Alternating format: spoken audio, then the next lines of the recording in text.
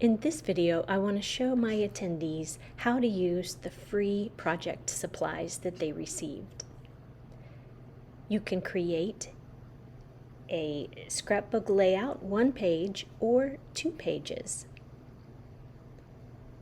Or you can create a card or make it a shaker card. You can even decorate your envelope to match. The scrapbooking layout features a pattern from our Imagine book called Monologue. It's a very basic pattern that I have used many times over. Here is the template that I will be sending to you. It uses 2 pattern papers and 1 cardstock. We will be using the 1 sheet of pattern paper, but both sides for the 2 patterns, and sapphire cardstock for the photo mats. The free project was supposed to just be 1 page on the left, but you will have plenty of supplies to spread them out over 2 pages like I've done here. If you choose to do the 2nd page, you will need a white cardstock for your base page, and the stripe on the far right will only be 1 inch instead of 2. For those who haven't worked with our loose sequins before, let's talk about how to apply them. I use a pickup tool, a piercing tool, and glue dots. I feel like I should show you what I'm talking about. I assume everybody knows everything and I don't want to be redundant, but what if? So here are sparkles, or sequins. So using this pickup tool, I can select the exact sequin that I want, and it's just slightly tacky, like wax. This pencil is, so you just sharpen it to make it more tacky again. And then I'm going to apply it directly onto that dot. And see, sometimes it'll pick it right up, but sometimes it's attached a little too strong. And in that case, I would take my piercing tool and hello, and lift it up, and then I can place it exactly where I want and just press down.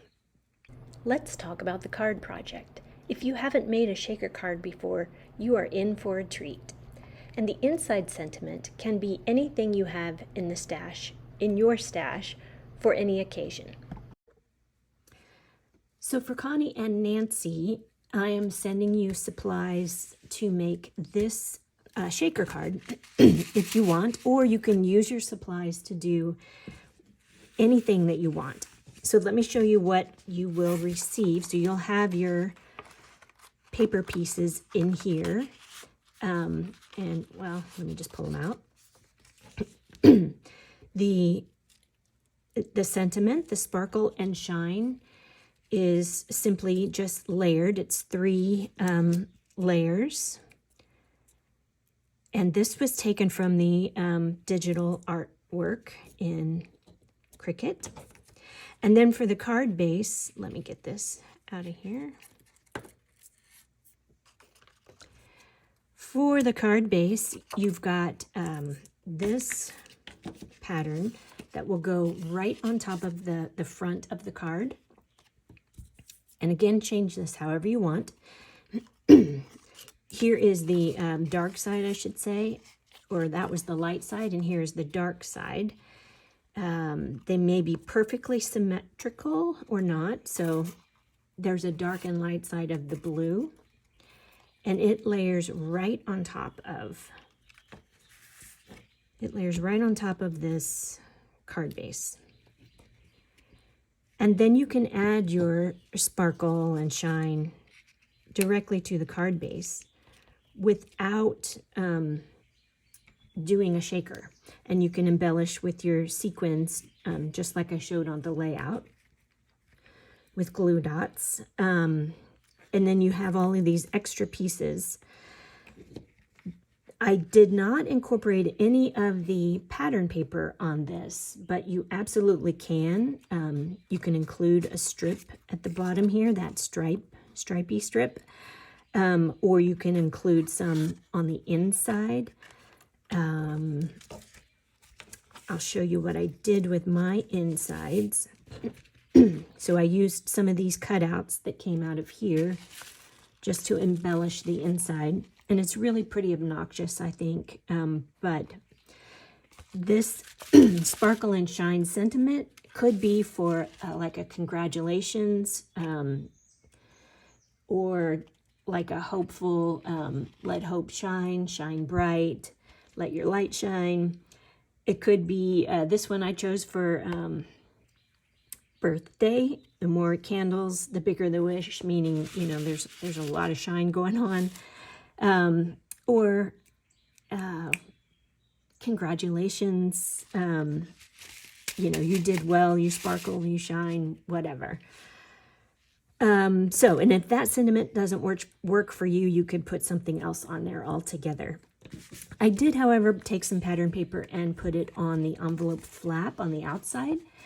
And you could add the stripe piece to the inside just as just to kind of line it from here, just partially down. That's also a nice touch. Or you can use your pattern paper for something completely different. Distress them, use them in the junk journal, or put them in a mini album, whatever you want to do. So just kind of wanted to go over one more thing. If you do the shaker.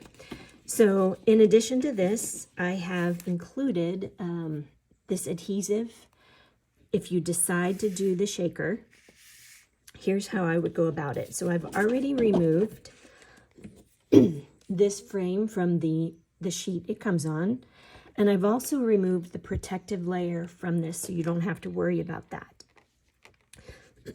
Excuse me. So what I would do is take this outside frame, because the foam tape is thicker than this frame here. I needed to add one on top in order to cover the foam, if that makes sense. So if you want to do a shaker, you're going to need to use the foam and this frame and the acetate. So start with this frame, turn it upside down, add glue, liquid glass all around the outside edges or another adhesive of your choice, and then take the acetate and lay it right on top of that.